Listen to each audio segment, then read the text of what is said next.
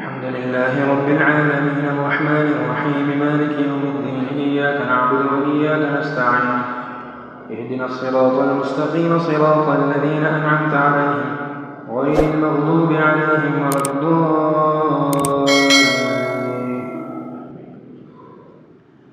ألف لام ميم صاد. كتاب أنزل إليك فلا يكن في صدرك حرج منه لتنذر به وذكرى للمؤمنين. اتبعوا ما أنزل إليكم من ربكم ولا تتبعوا من دونه أولياء قليلا ما تذكرون.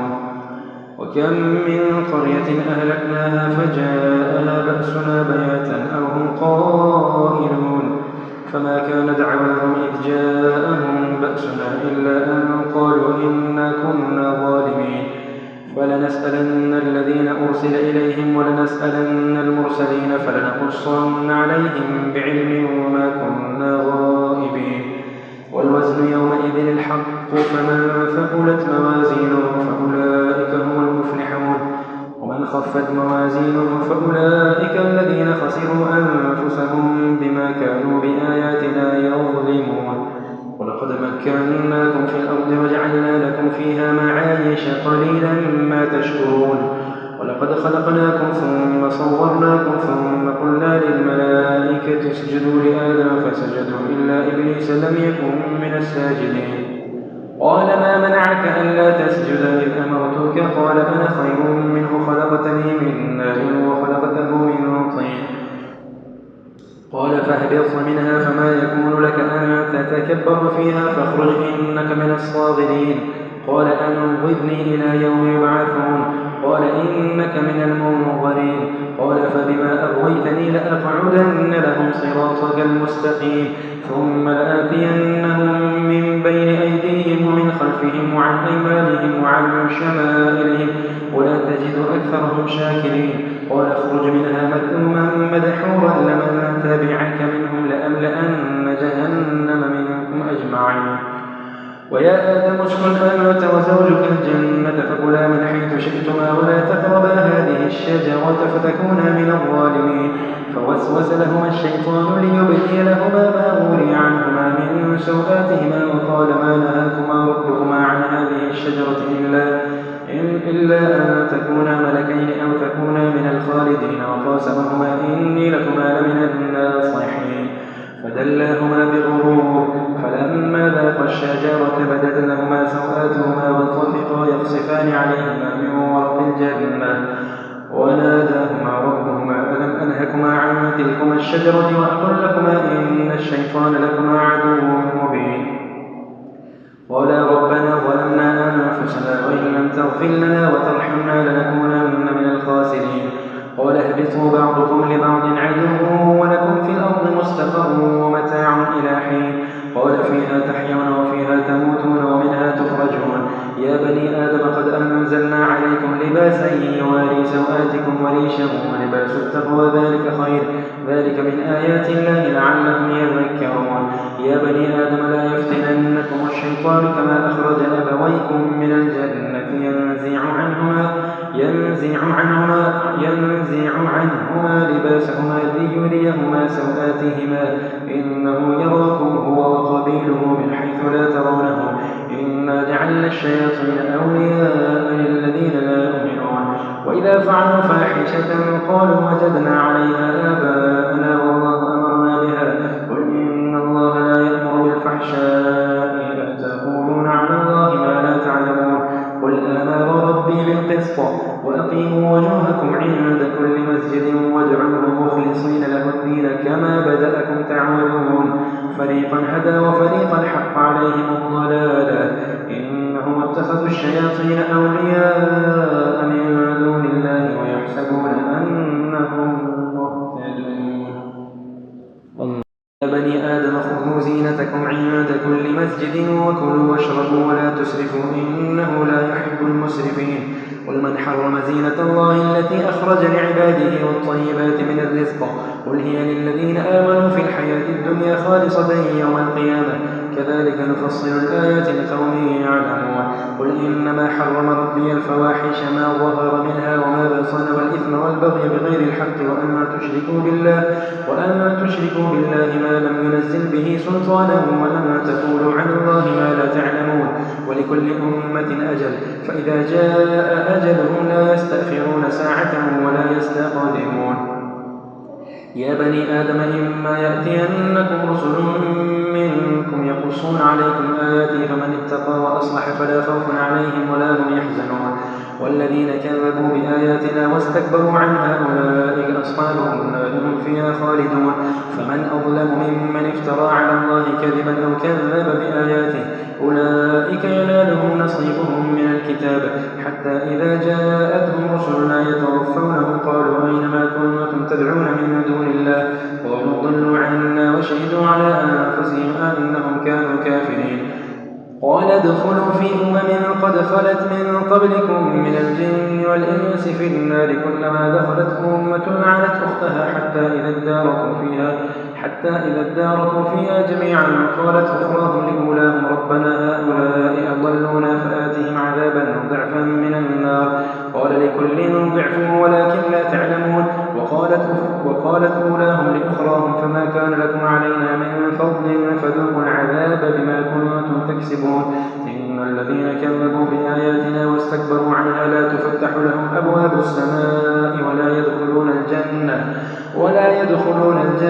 حتى يلج الجمل في سم الخياط وكذلك نجزي المجرمين لهم من جهنم مهاد ومن فوقهم غواش وكذلك نجزي الظالمين والذين آمنوا وعملوا الصالحات لا نكلف نفسا إلا وسعها أولئك أصحاب الجنة هم فيها خالدون فمن أظلم ممن افترى على الله ونزعنا ما في صدورهم من غل تجري من تحتهم الأنهار وقالوا الحمد لله الذي هدانا لهذا وما كنا لنهتدي لولا أن هدانا الله لقد جاءت رسل ربنا بالحق ونودوا أن تلكم الجنة أورثتموها بما كنتم تعملون ونادى أصحاب الجنة أصحاب النار أن قد وجدنا ما وعدنا ربنا حقا فهل وجدتم ما وعد ربكم حقا قالوا نعم فأذن مؤذن بينهم اللعنة الله على الظالمين الذين يصدون عن سبيل الله ويبغونها عوجا وهم بالآخرة كافرون وبينهما حجاب وعلى الأعراف رجال يعرفون كلا بسيماهم ونادوا أصحاب الجنة أن سلام عليكم لم يدخلوها وهم يطمعون وإذا صرفت أبصارهم تلقاء أصحاب النار قالوا ربنا لا تجعلنا مع القوم الظالمين نادى أصحاب الأعراف رجالا يعرفونهم بسيماهم قالوا ما أغنى عنكم جمعكم وما كنتم تستكبرون أهؤلاء الذين أقسمتم لا ينالهم الله برحمة ادخلوا الجنة لا خوف عليكم ولا أنتم تحزنون ونادى أصحاب النار أصحاب الجنة أن أفيضوا علينا من الماء أو مما رزقكم الله قالوا إن الله حرمهما على الكافرين الذين اتخذوا دينهم لهوا ولعبا وغرتهم الحياة الدنيا فاليوم ننساهم كما نسوا لقاء يومهم هذا وما كانوا بآياتنا يجحدون ولقد جئناهم بكتاب فصلناه على علم هدى ورحمة لقوم يؤمنون هل ينظرون إلا تأويله يوم يأتي تأويله يقول الذين نسوا من قبل قد جاءت رسل ربنا بالحق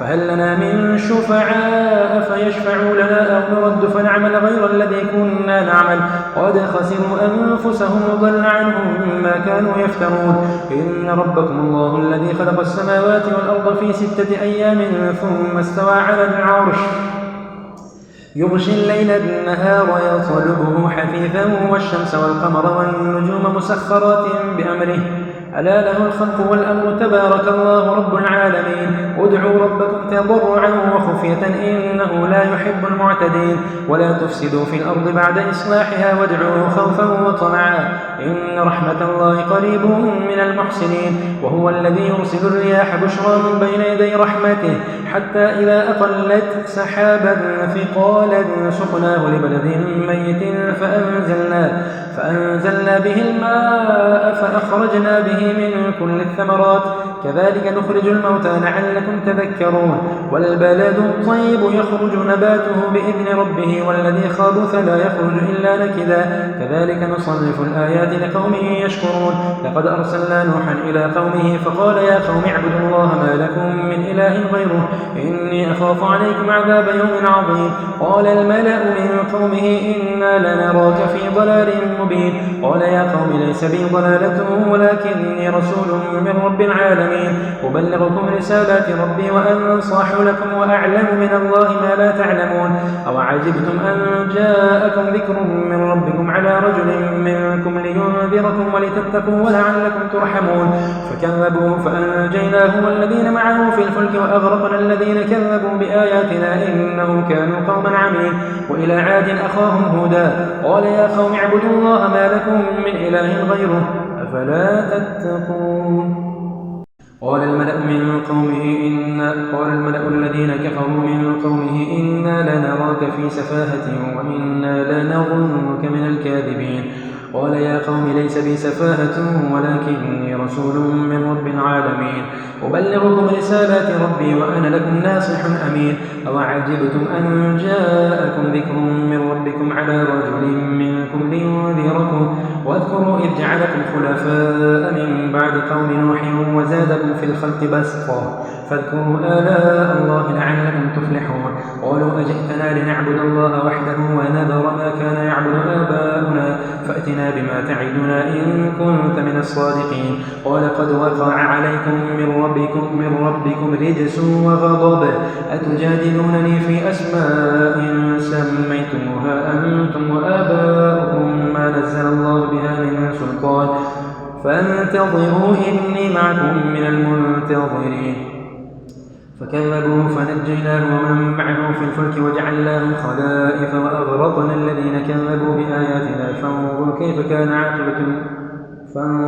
كان عاقبة فأنجيناه والذين معه برحمة منا وقطعنا دابر الذين كذبوا بآياتنا وما كانوا مؤمنين وإلى ثمود أخاهم صالحا قال يا قوم اعبدوا الله ما لكم من إله غيره قد جاءتكم بينة من ربكم هذه ناقة الله لكم آية فذروها تأكل في أرض الله ولا تمسوها بسوء فيأخذكم عذاب أليم واذكروا إذ جعلكم خلفاء من بعد قوم نوح وزادكم في الخلق واذكروا إذ جعلكم خلفاء من بعد عاد وبوأكم في الأرض تتخذون من سهولها قصورا وتنحتون الجبال بيوتا فاذكروا آلاء الله ولا تعثوا في الأرض مفسدين قال الملأ الذين استكبروا من قومه للذين استضعفوا لمن آمن منهم أتعلمون أن صالحا مرسل من ربه قالوا إنا بما أرسل به مؤمنون قال الذين استكبروا إنا بالذي آمنتم به كافرون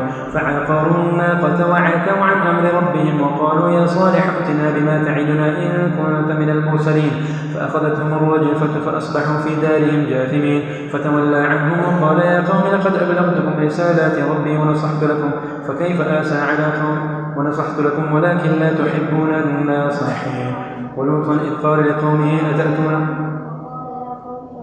فتولى عنهم وقال يا قوم لقد أبلغتكم رسالات ربي ونصحت لكم ولكن لا تحبون الناصحين ولوطا إذ قال لقومه أتأتون الفاحشة ما سبقكم بها من أحد من العالمين إنكم لتأتون الرجال شهوة من دون النساء بل أنتم قوم مسرفون وما كان جواب قومه إلا أن قالوا أخرجوهم من قريتكم إنهم أناس يتطهرون فأنجيناه وأهله إلا امرأته كانت من الغابرين وأمطرنا عليهم مطرا فانظر كيف كان عاقبة المجرمين وإلى مدين أخاهم شعيبا قال يا قوم اعبدوا الله ما لكم من إله غيره قد جاءتكم بينة من ربكم فأوفوا الكيل والميزان ولا تبخسوا الناس أشياءهم ولا تفسدوا في الأرض بعد إصلاحها ذلكم خير لكم إن كنتم مؤمنين.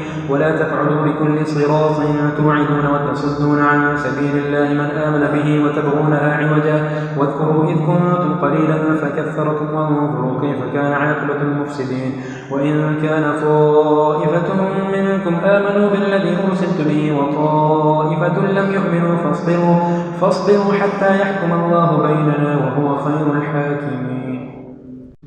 قال الملأ الذين استكبروا من قومه لنخرجنك يا شعيب والذين آمنوا معك من قريتنا أو لتعودن في ملتنا.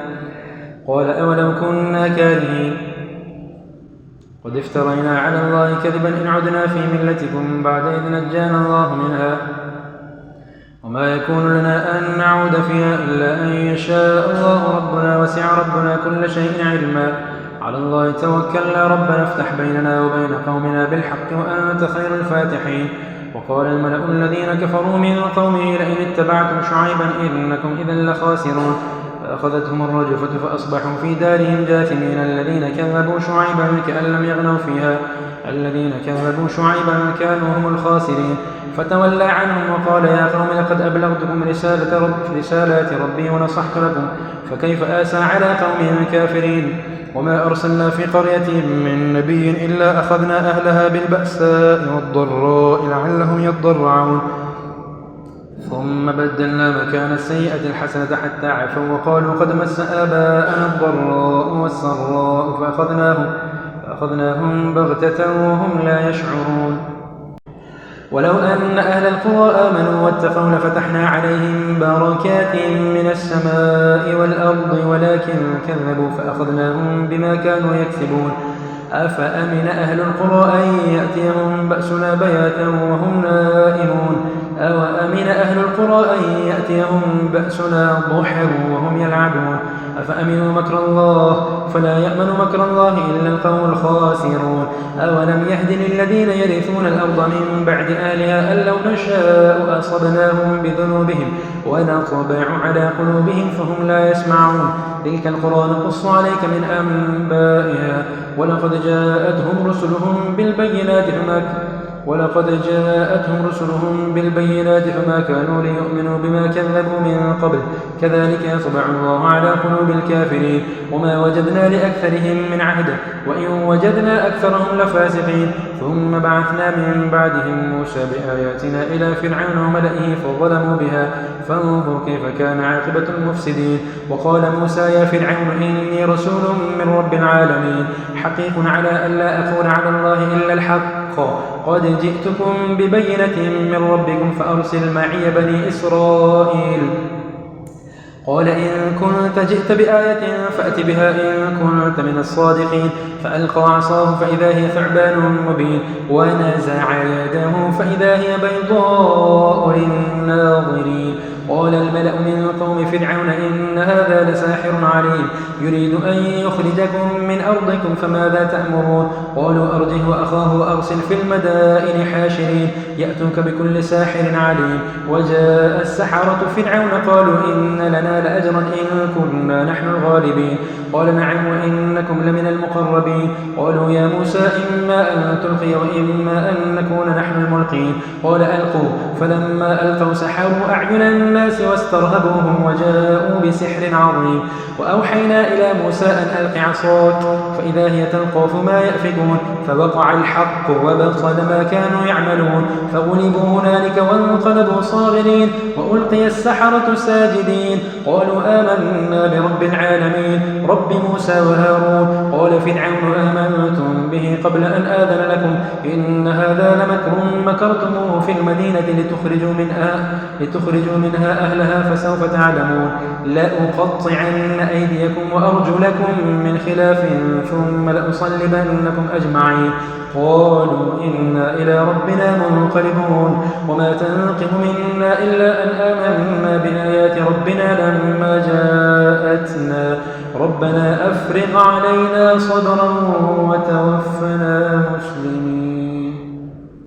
وقال الملأ من قوم فرعون أتذر موسى وقومه ليفسدوا في الأرض ويذرك وآلهتك قال سنقتل أبناءهم ونستحيي نساءهم وإنا فوقهم قاهرون. وقال موسى لقومه استعينوا بالله واصبروا إن الأرض لله يورثها من يشاء من عباده والعاقبة للمتقين. قالوا أوذينا من قبل أن تأتينا ومن بعد ما جئتنا. قال عسى ربكم أن يهلك عدوكم ويستخلفكم في الأرض فينظر كيف تعملون. ولقد أخذنا آل فرعون بالسنين ونقص من الثمرات لعلهم يذكرون. فإذا جاءتهم الحسنة قالوا لنا هذه وإن تصبهم سيئة يطيروا بموسى ومن معه ألا إنما طائرهم عند الله ولكن أكثرهم لا يعلمون. وقالوا مهما تأتنا به من آية لتسحرنا بها فما نحن لك بمؤمنين. فأرسلنا عليهم الطوفان والجراد والقمل والضفادع والدم آيات مفصلات فاستكبروا وكانوا قوما مجرمين. ولما وقع عليهم الرجز قالوا يا موسى ادع لنا ربك بما عهد عندك لئن كشفت عنا الرجز لنؤمنن لك ولنرسلن معك بني إسرائيل. فلما كشفنا عنهم الرجز إلى أجل هم بالغوه إذا هم ينكثون فانتقمنا منهم فأغرقناهم في اليم بأنهم كذبوا بآياتنا وكانوا عنها غافلين. وأورثنا القوم الذين كانوا يستضعفون مشارق الأرض ومغاربها التي باركنا فيها وتمت كلمة ربك الحسنى على بني إسرائيل بما صبروا ودمرنا ما كان يصنع فرعون وقومه وما كانوا يعرشون. وجاوزنا ببني إسرائيل البحر فأتوا على قوم يعكفون على أصنام لهم قالوا يا موسى اجعل لنا إلها كما لهم آلهة قال إنكم قوم تجهلون إن هؤلاء متبر ما هم فيه وباطل ما كانوا يعملون. قال أغير الله أبغيكم إلها وهو فضلكم على العالمين. وإذ أنجيناكم من آل فرعون يسومونكم سوء العذاب يقتلون أبناءكم ويستحيون نساءكم وفي ذلكم بلاء من ربكم عظيم. وواعدنا موسى 30 ليلة وأتممناها ب10 فتم ميقات ربه 40 ليلة. وقال موسى لأخيه هارون اخلفني في قومي وأصلح ولا تتبع سبيل المفسدين. ولما جاء موسى لميقاتنا وكلمه ربه قال رب أرني أنظر إليك قال لن تراني ولكن انظر إلى الجبل فإن استقر مكانه فسوف تراني. فلما تجلى ربه للجبل جعله دكا وخر موسى صعقا فلما أفاق قال سبحانك تبت إليك وأنا أول المؤمنين. قال يا موسى إني اصطفيتك على الناس برسالاتي وبكلامي فخذ ما آتيتك وكن من الشاكرين. وكتبنا له في الألواح من كل شيء موعظة وتفصيلا لكل شيء فخذها بقوة وأمر قومك يأخذوا بأحسنها سأريكم دار الفاسقين. سأصرف عن آياتي الذين يتكبرون في الأرض بغير الحق وإن يروا كل آية لا يؤمنوا بها وإن يروا سبيل الرشد لا يتخذوه سبيلا وإن يروا سبيل الغي يتخذوه سبيلا ذلك بأنهم كذبوا بآياتنا وكانوا عنها غافلين. والذين كذبوا بآياتنا ولقاء الآخرة حبطت أعمالهم هل يجزون إلا ما كانوا يعملون. واتخذ قوم موسى من بعده من حليهم عجلا جسدا له خوار ألم يروا أنه لا يكلمهم ولا يهديهم سبيلا اتخذوه وكانوا ظالمين. ولما سقط في أيديهم ورأوا أنهم قد ضلوا قالوا لئن لم يرحمنا ربنا ويغفر لنا لنكونن من الخاسرين.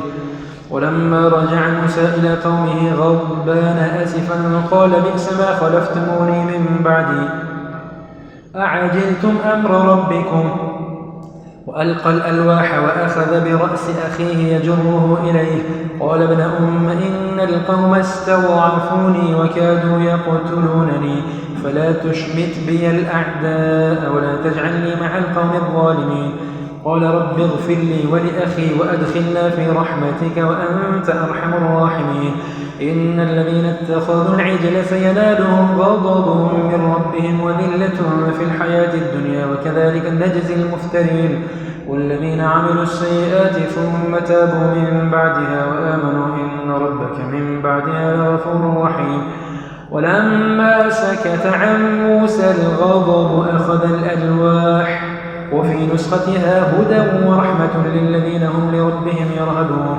واختار موسى قومه 70 رجلا لميقاتنا فلما أخذتهم الرجفة قال رب لو شئت أهلكتهم من قبل وإياي أتهلكنا بما فعل السفهاء منا إن هي إلا فتنتك تضل بها من تشاء وتهدي من تشاء أنت ولينا فاغفر لنا وارحمنا وأنت خير الغافرين واكتب لنا في هذه الدنيا حسنة وفي الآخرة إنا هدنا إليك قال عذابي أصيب به من أشاء ورحمتي وسعت كل شيء فسأكتبها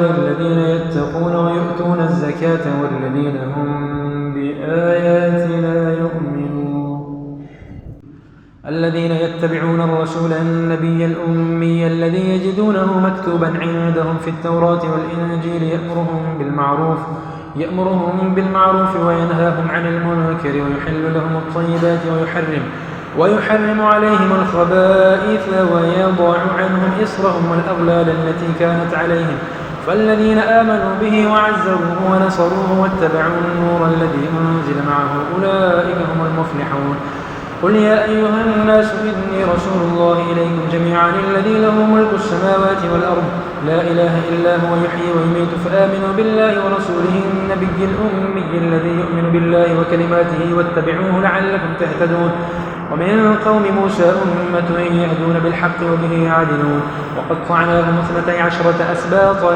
أمما وأوحينا إلى موسى إذ استسقاه قومه أن اضرب بعصاك الحجر فانبجست منه 12 عينا قد علم كل أناس مشربهم وظللنا عليهم الغمام وأنزلنا عليهم المن والسلوى كلوا من طيبات ما رزقناكم وما ظلمونا ولكن كانوا أنفسهم يظلمون وإذ قيل لهم اسكنوا هذه القرية فكلوا منها حيث شئتم وقولوا حطة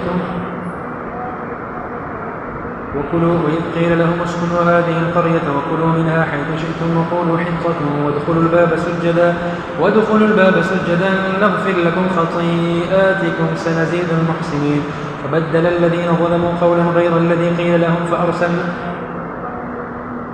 فبدل الذين ظلموا قولا غير الذي قيل لهم فأرسلنا عليهم رجزا من السماء بما كانوا يظلمون واسألهم عن القرية التي كانت حاضرة البحر فبدل الذين ظلموا قولا غير الذي قيل لهم فأرسلنا عليهم رجزا من السماء بما كانوا يظلمون واسألهم عن القرية التي كانت حاضرة البحر إذ يعدون في السبت إذ تأتيهم حيتانهم يوم سبتهم شرعا ويوم لا يسبتون لا تأتيهم كذلك نبلوهم بما كانوا يفسقون وإذ قالت أمة منهم لم تعظون قوما الله مهلكهم أو معذبهم عذابا شديدا قالوا معذرة إلى ربكم ولعلهم يتقون فلما نسوا ما ذكروا به أنجينا الذين ينهون عن السوء وأخذنا الذين ظلموا بعذاب بئيس بما كانوا يفسقون فلما عتوا عما نهوا عنه قلنا لهم كونوا قردة خاسئين وإذ تأذن ربك ليبعثن عليهم إلى يوم القيامة من يسومهم سوء العذاب إن ربك لسريع العقاب وإنه لغفور رحيم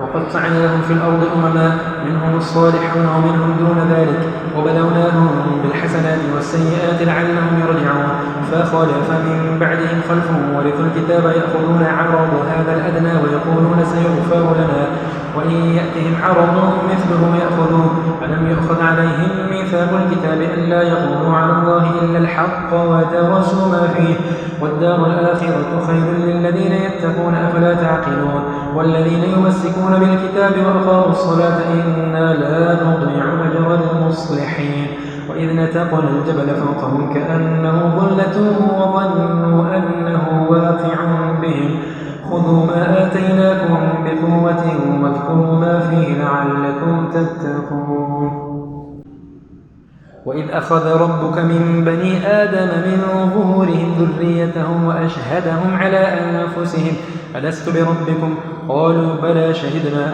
أن تقولوا يوم القيامة إنا كنا عن هذا غافلين أو تقولوا إنما أشرك آباؤنا من قبل وكنا ذرية من بعدهم أو تقولوا لو أن أنزل علينا الكتاب لكنا أهدى منهم فقد جاءكم بينة من ربكم وهدى ورحمة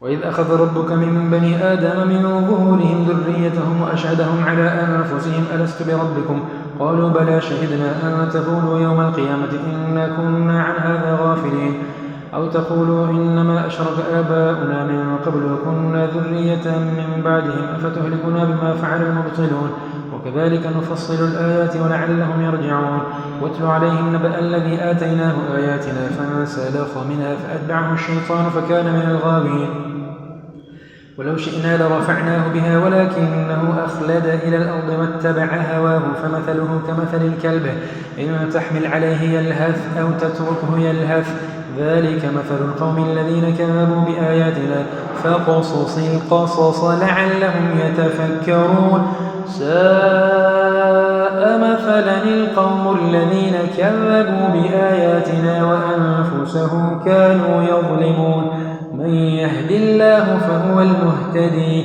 ومن يضلل فأولئك هم الخاسرون هو الذي خلقكم من نفس واحدة وجعل منها زوجها ليسكن إليها فلما تغشاها حملت حملا خفيفا فمرت به فلما أثقلت دعوا الله ربهما لئن آتيتنا صالحا لنكونن من الشاكرين فلما آتاهما صالحا جعلا له شركاء فيما آتاهما فتعالى الله عما يشركون أيشركون ما لا يخلق شيئا وهم يخلقون ولا يستطيعون لهم نصرا ولا أنفسهم ينصرون وإن تدعوهم إلى الهدى لا يتبعوكم سواء عليكم أدعوتموهم أم أنتم صامتون وإن تدعوهم إلى الهدى لا يتبعوكم سواء عليكم أدعوتموهم أم أنتم صامتون إن الذين تدعون من دون الله عباد أمثالكم فادعوهم فليستجيبوا لكم إن كنتم صادقين ألهم أرجل يمشون بها أم لهم أيدي يبطشون بها أم لهم أعين يبصرون بها أم لهم آذان يسمعون بها قل ادعوا شركاءكم ثم كيدون فلا تنظرون إن وليي الله الذي نزل الكتاب وهو يتولى الصالحين والذين تدعون من دونه لا يستطيعون نصركم ولا أنفسهم ينصرون وإن تدعوهم إلى الهدى لا يسمعوا وتراهم ينظرون إليك وهم لا يبصرون خذ العفو وأمر بالعرف وأعرض عن الجاهلين وإما ينزغنك من الشيطان نزغ فاستعذ بالله إنه سميع عليم إن الذين اتقوا إذا مسهم طائف من الشيطان تذكروا فإذا هم مبصرون وإخوانهم يمدونهم في الغي ثم لا يقصرون وإذا لم تأتهم بآية قالوا لولا اجتبيتها قل إنما أتبع ما يوحى إلي من ربي هذا بصائر من ربكم وهدى ورحمة لقوم يؤمنون وإذا قرئ القرآن فاستمعوا له وأنصتوا لعلكم ترحمون واذكر ربك في نفسك تضرعا وخيفة ودون الجهل من القول بالغدو والآصال ولا تكن من الغافلين إن إن الذين عند ربك لا يستكبرون عن عبادته ويسبحونه وله يسجدون. يسألونك عن الأنفال قل الأنفال لله والرسول فاتقوا الله وأصلحوا ذات بينكم وأطيعوا الله ورسوله إن كنتم مؤمنين. إنما المؤمنون الذين إذا ذكر الله وجلت قلوبهم وإذا تليت عليهم آياته زادتهم إيمانا وعلى ربهم يتوكلون.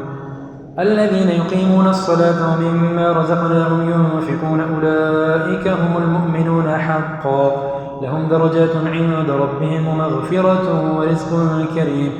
كما أخرجك ربك من بيتك بالحق وإن فريقا من المؤمنين لكارهون يجادلونك في الحق بعدما تبين كأنما يساقون إلى الموت وهم ينظرون.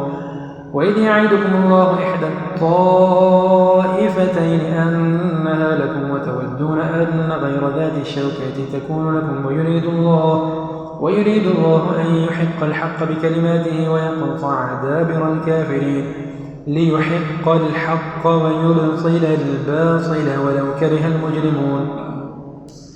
إذ تستغيثون ربكم فاستجاب لكم أني ممدكم ب1000 من الملائكة مردفين وما جعله الله إلا بشرى ولتطمئن به قلوبكم وما النصر إلا من عند الله إن الله عزيز حكيم. إذ يغشيكم النعاس أمنة منه وينزل عليكم من السماء ماء ليطهركم به ويذهب عنكم رجز الشيطان وليربط على قلوبكم ويثبت به الأقدام. إذ يوحي ربك إلى الملائكة أني معكم فثبتوا الذين آمنوا سألقي في قلوب الذين كفروا الرعب فاضربوا فوق الأعناق واضربوا منهم كل بنان ذلك بأنهم شاقوا الله ورسوله ومن يشاقق الله ورسوله فإن الله شديد العقاب.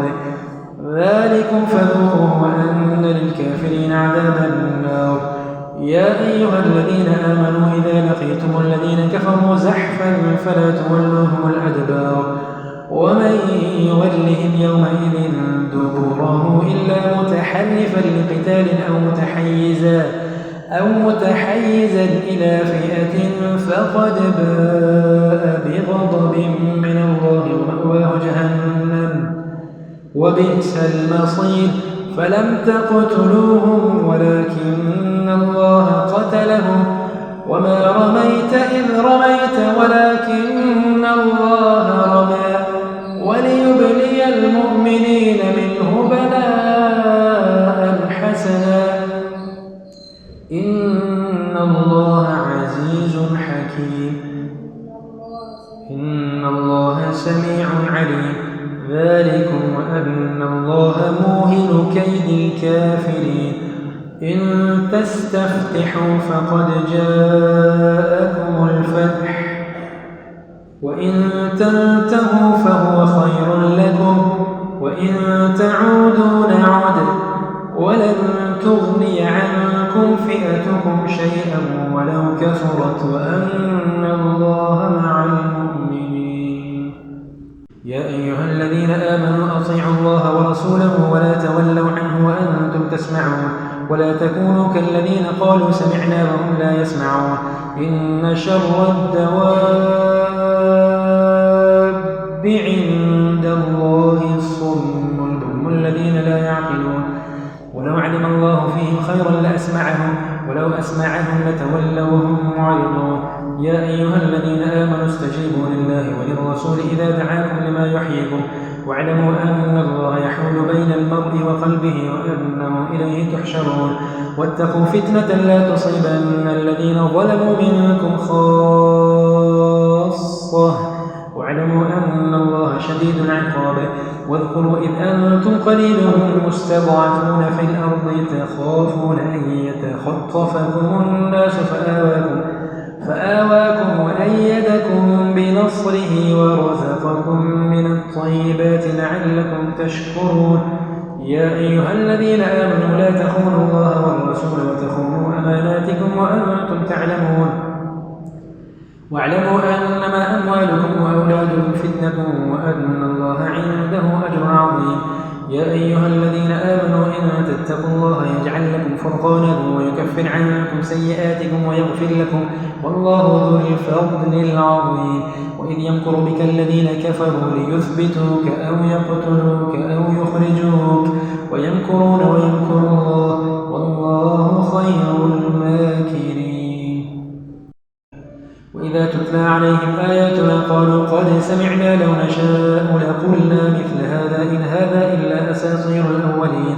وإذ قالوا اللهم إن كان هذا هو الحق من عندك فأمطر علينا حجارة من السماء أو ائتنا بعذاب أليم. وما كان الله ليعذبهم وأنت فيهم وما كان الله معذبهم وهم يستغفرون. وما لهم ألا يعذبهم الله وهم يصدون عن المسجد الحرام وما كانوا أولياءه إن أولياؤه إلا المتقون ولكن أكثرهم لا يعلمون. وما كان صلاتهم عند البيت إلا مكاء وتصدية فذوقوا العذاب بما كنتم تكفرون. إن الذين كفروا ينفقون أموالهم ليصدوا عن سبيل الله فسينفقونها ثم تكون عليهم حسرة ثم يغلبون والذين كفروا إلى جهنم يحشرون. ليميز الله الخبيث من الطيب ويجعل الخبيث بعضه على بعض فيركمه جميعا فيجعله في جهنم أولئك هم الخاسرون.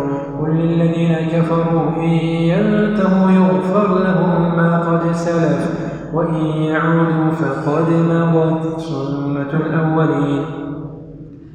وقاتلوهم حتى لا تكون فتنة ويكون الدين كله لله فإن انتهوا فإن الله بما يعملون بصير وإن تولوا فاعلموا أن الله مولاكم نعم